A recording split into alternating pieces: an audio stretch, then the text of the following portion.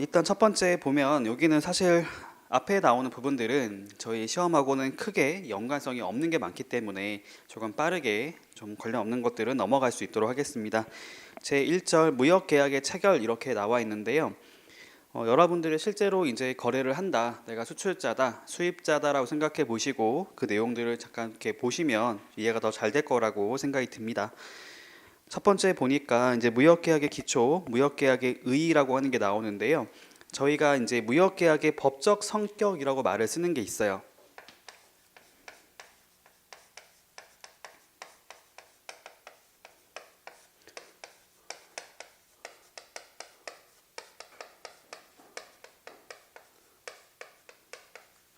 네, 무역계약의 법적 성격 또는 법적 성질 이렇게 말을 쓰는데 아마 무역영어 공부하셨을 때 한 번쯤은 들어봤었던 내용일 거라고 생각이 듭니다.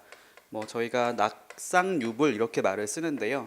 줄여서 낙성계약, 그다음에 쌍무계약, 그다음에 유상계약. 네 번째로는 분료식 계약 이렇게 말을 쓰죠. 사실 이거에 대한 얘기를 할 때는 기본적인 내용들을 이해하는 것도 잘 되겠지만 이거랑 반대되는 상반되는 것에 대한 개념을 알게 되면 보다 명확해지는 것 같습니다.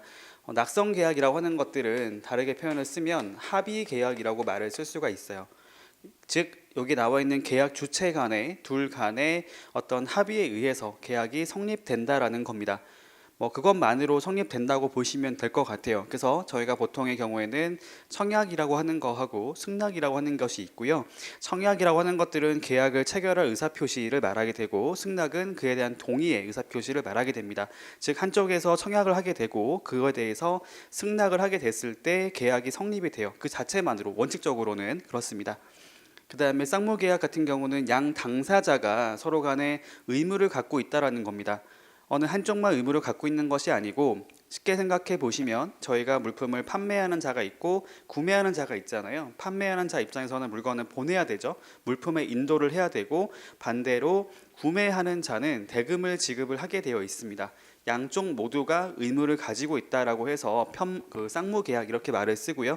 유상계약 자체는 잘 아실 거라 생각이 듭니다. 쉽게 말하면 이제 환거래가 발생한다라고 이해하시면 되겠고요. 여기 나와 있는 유상의 개념 안에는 기본적으로 물품의 대금을 말을 하겠지만 그거 외에도 임대료라든지 여러 가지가 포함이 된다고 이해하시면 될 것 같아요. 기본적으로 물품의 대금을 말을 하지만 그거 말고도 임대차 계약을 한다고 했을 경우에 이렇게 임대료라고 하는 것을 주고받는 경우도 유상거래라고 볼 수가 있습니다. 그 다음에 분료식 계약이라고 하는 것들은 요식이라고 하는 것은 서식이라고 이해하시면 될 것 같아요. 별도의 서식을 요하지 않는다. 즉 말로 하더라도 계약 자체는 성립할 수 있다라는 겁니다. 그게 바로 불요식 계약이죠. 이거에 상반되는 것을 말씀드려보면 낙성계약 같은 경우는 요물계약이라고 얘기를 할 수가 있겠어요. 요물계약, 요구한다 물품이죠. 즉 계약 자체가 성립되기 위해서는 단순하게 합의만 하는 것이 아니라 합의 플러스 물품의 인도 같은 게 있어야 한다라는 겁니다. 대금을 지급한다라든지 이런 게 있어야 한다라는 것이죠. 그렇죠? 그런 경우들을 저희가 요물 계약이라고 얘기를 합니다. 보통의 경우에 저희가 이제 길거리 지나가다 보면은 잃어버린 강아지 찾습니다 이렇게 나오잖아요. 거기 보시면 그거에 대한 청약을 한 거잖아요. 근데 그걸 그치는 것이 아니라 이걸 찾게 됐을 때 반드시 살해를 하겠습니다 이렇게 나오게 되죠. 그 경우는 상대방이 그거에 대해서 이제 계약을 성립시키려면 그거에 대한 잃어버린 강아지를 갖고 와야지만 성립이 가능하겠죠. 그런 경우라고 보시면 됩니다. 그냥 서로 간에 합의만 하는 것이 아니라 반드시 물품이 있어야 한다라는 것이죠. 전제가 있어야 한다라는 것이 요물계약이라고 얘기할 수 있겠습니다. 그 다음에 쌍무계약의 반대말은 편무계약이라고 얘기할 수가 있어요. 편무, 그렇죠? 한쪽만 의무를 갖고 있는 것이죠. 이거의 가장 대표적인 예는 기증을 한다라든지 증여를 한다라고 볼 수가 있겠습니다. 어느 한쪽이 상대방에 대해서 이렇게 일방적으로 제공할 의무가 있는 것을 편무계약이라고 말을 쓰고요. 유상계약 반대말은 무상계약이 있겠죠. 무상이라고 하는 것은 뭐 아까 위에 봤었던 것처럼 뭐 기증이나 증여 같은 형태가 무상계약의 어떤 종류로 들어갈 수가 있겠습니다. 그 다음에 불요식 계약의 반대는 요식 계약이 있겠죠. 요식 계약. 반드시 서면의 형태라든지 별도의 서식이 있어야 한다라는 겁니다. 그러니까 저희가 이제 이론상으로는 거래를 할 때, 계약을 맺을 때 불요식 계약으로도 가능하다라고 볼 수도 있겠지만 저희가 일반적으로 거래를 할 때는 요식의 형태로 가게 될 거예요. 즉 계약서라고 하는 것들을 보통 작성을 하겠죠. 작성을 해서 그거에 따라서 나중에 효과를 발생할 수 있도록 할 겁니다. 그렇죠. 아무튼 이런 구조를 갖고 있고 저희가 이것을 무역계약의 법적인 성격, 법적 성질 이렇게 말을 쓰고 이 네 가지를 얘기하게 됩니다. 그거에 대한 얘기가 첫 번째로 나와 있는데요. 이거에 대해서 구체적으로 말씀드려 보도록 할게요. 자, 그렇다면 이 전체에 대해서 저희가 국제 간의 무역을 할 때는, 거래를 할 때는 우리나라만 갖고 있는 관습이 중요한 게 아닌 거잖아요. 다른 나라에서도 이걸 관련돼 있는 관습이나 어떤 규칙이 있다고 했을 때는 그런 내용들을 따라가야 되는 거잖아요. 그렇다면 한번 생각을 해볼게요. 우리나라에서는 저희가 크게 법계를, 그러니까 전 세계를 크게 구분해 보면 이렇게 나눠볼 수가 있어요. 대륙법계라고 하는 게 있고 영미법계라고 하는 것이 있습니다. 저희 무역실무에서 이제 이 내용들을 아마 자주 보실 것 같아요. 대륙법계, 영미법계. 말 그대로 대륙법계라고 하는 것은 대륙에 위치하고 있는 나라들을 말을 하게 되는데 여기 나와 있는 것이 독일, 그다음에 프랑스, 일본, 한국 정도를 저희가 대륙법계라고 얘기를 합니다. 보통은.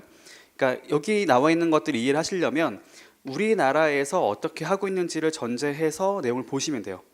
저희가 일상생활을 하다 보면 다 법이 적용되는 게 많잖아요. 우리나라에서 적용되고 있는 법을, 내용을 가지고 이 내용들을 살펴보시면 되고요. 영미법계라고 하는 것들은 기본적으로 여기 힌트가 나와 있잖아요. 영미법, 영국, 미국과 같은 나라들을 일컫는 말입니다. 영미법계, 대륙법계 이 두 가지가 구분이 된 이유가 뭐냐면 가지고 있는 성격이 달라서라고 이해하시면 돼요. 두 가지가 갖고 있는 성격이 다릅니다. 다르게 말씀드려보면 여러분들이 수출을 하게 되는데 내가 대륙법계에 속해 있는 나라하고 거래를 할 때랑 영미법계에 있는 나라랑 거래를 할 때는 다르게 내용들을 확인해 볼 수 있다는 겁니다. 그렇게 이해를 하시면 되겠고요.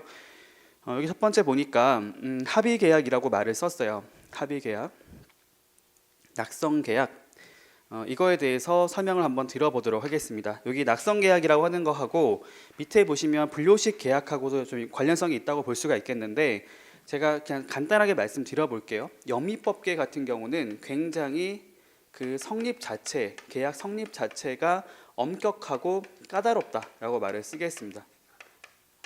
무역계약의 성립 자체에 대해서 굉장히 까다롭게 다룬다.